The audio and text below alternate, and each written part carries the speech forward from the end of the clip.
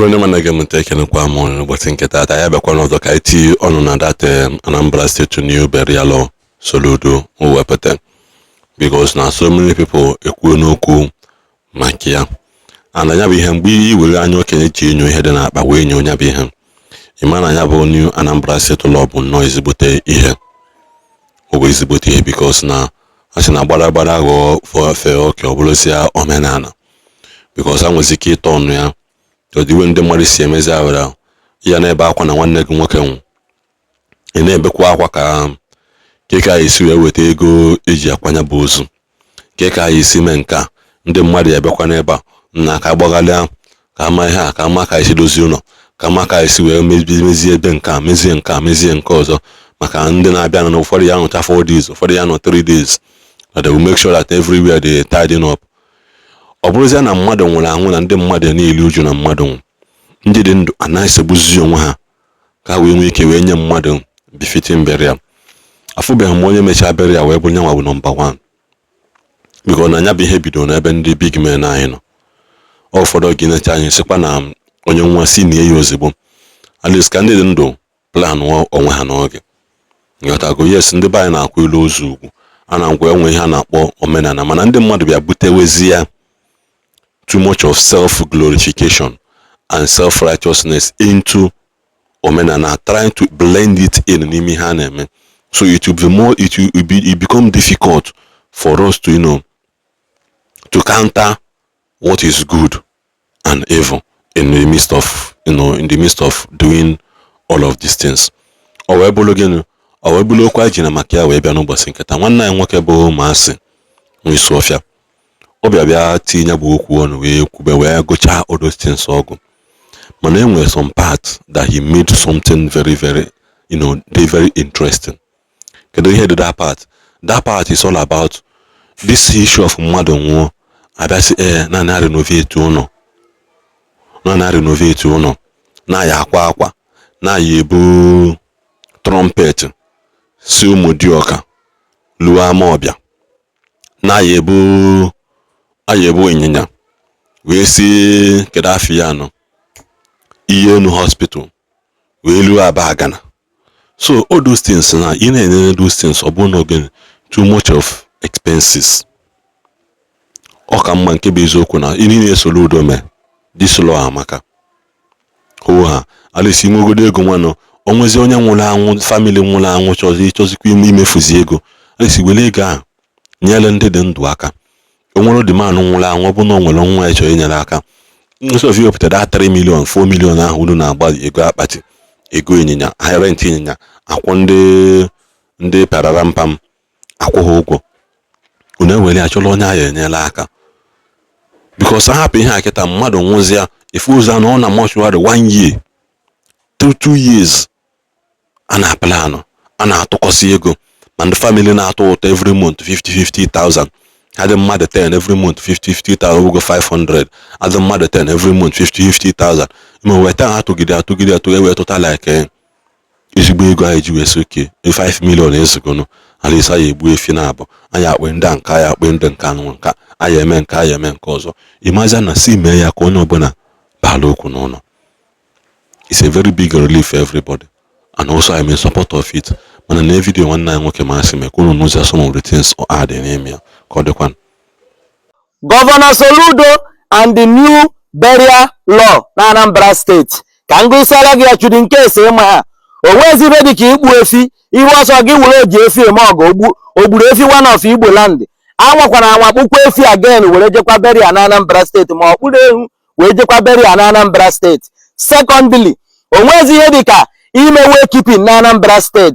Thirdly, ihe ọ sọrọ gị mere celebration of life akwamozu ga-ama nkarị 1 day na Anambra State. The fourth one wụ gịnị onwe ihe mekọtara onye ọ sọrọ ya wuru relative gị ịhapụkwa ozu na mortuary ọkarịa 2 months gbọsọrọ na ozu gafere 2 months ya wụrụ na ọ gị nwere ijeza ụgba. Now the fifth one wụ onwezi ihe dịka wakekeeping na Anambra State. Evening mass gafere 9 o'clock unu niile na aka the evening mass ejeza ụgba.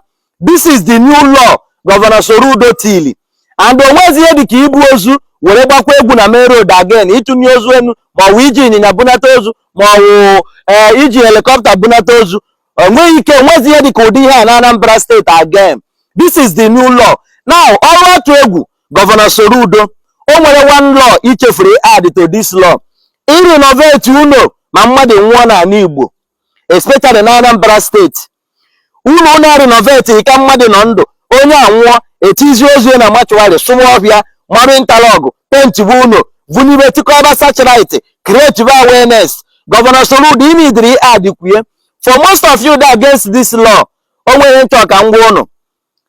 Ọnwụ na ịma ihe bụ ọnwụ ike n'ala Igbo, all the pattern of burial ndị Igbo na-eme bụ ọnwụ ike n'ala Igbo. People na-celebrate izu ọnwụ karịa nkwụ nwaanyị karịa wedding na Anambra steeti n'ala Igbo. People na-akpọpụtaziri ọnwụ Igbo to the extent na-ejizi akwamozu eme competition n'ala Igbo. Hey, nna ịmakwa onye akwamozu onye akakwa onye a, ịmakwa akwamozu onye aka onye a. Ifuzie mmadụ nne ma ọ bụ nna ya nwụọ ma relative ya nwụọ, edobe ozu na mortuary, mebe committee of friends, tụwa ego ka a shọtụọ dan ka obodo mara na a na-akwa mmadụ. Waya ọnwụ egheghị ejide n'ala Igbo, waya ọnwụ egheghị ejide na Anambra steeti, waya ọnwụ ike egheghị ejide. Ebe o ji awụdi mba ya ada ajide beria ya paaki ya mere celebration of life. Celebration of life odogodi m ndị nọ 125 140 years. Ịma na onye a nọrọ celebration of life currently na-akwa, mana kịta ahụ 45 70 years ihu ka a na-akwa ya, ihu ka a na-akwa ya. Ị na-ajụ ma ọnwụ ka ịbọsị ọnwụ wụzi ezigbo ihe. So waya ọnwụ ama nji buru oche n'ala Igbo. Governor Soludo o doro m anya na ijere gba afa were wepụta this law, and Chukwu ya agọzi gị. Onye ọbụla sị na this law adịghị ya mma, my brother, kwakwa ọzọ ka ije zuo ike. Esi na this law adịghị gị mma, nwụọ. Si kwụsị na-esi akwa ozu. Otego nna asị gọọmenti neba anya na ihe a, because the pattern of burial n'ala Igbo so n'ihe mere ọnwụ ji wee bịa vizie ajụ n'ala Igbo. Onwezi ihe dịka iru ụjụ n'ala Igbo n'ọnwụgwọ onye inekọta ire nne mmadụ ma ọ bụ nna mmadụ nwụọ ma ọ nwunye mmadụ nwụọ ma ụdị mmadụ nwụọ, ewere ozu tii na mortuary, create a committee of friends, tụba ego, mebe donation, mebe ịmakwa ndị iwu, ọba different aso, create awareness.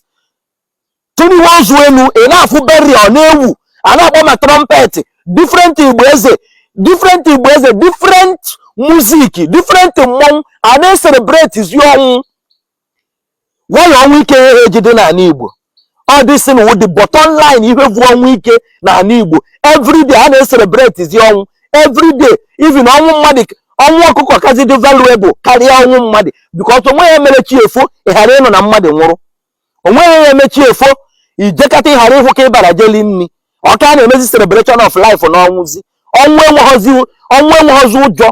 Echetara m in the olden days na ọnwụ na-atụ ụjọ, na mmadụ nwụọ n'ala Igbo na everywhere na-adị cold, everywhere na-ajụ oyi. Mgbe anyị na-egoro onwe mgbe a na-anwụ mmadụ nwụọ, nna anyị for like 1 week ụjọ ya adị onye ọbụla n'ahụ, chijio na na-agba ka ị na-akpuo everywhere ụjọ. Mana kịta mmadụ ya nwụ today, iwu ka a na-agba egwu, iwu ka a na-akụ egwu, a renovate izu ụlọ, erufugharị ụlọ erufu ọka onye nọ ndụ. Toresen na sọmmugus na-anọ ya, nnebe a na-ata ahụhụ, nnaba a na-ata ahụhụ.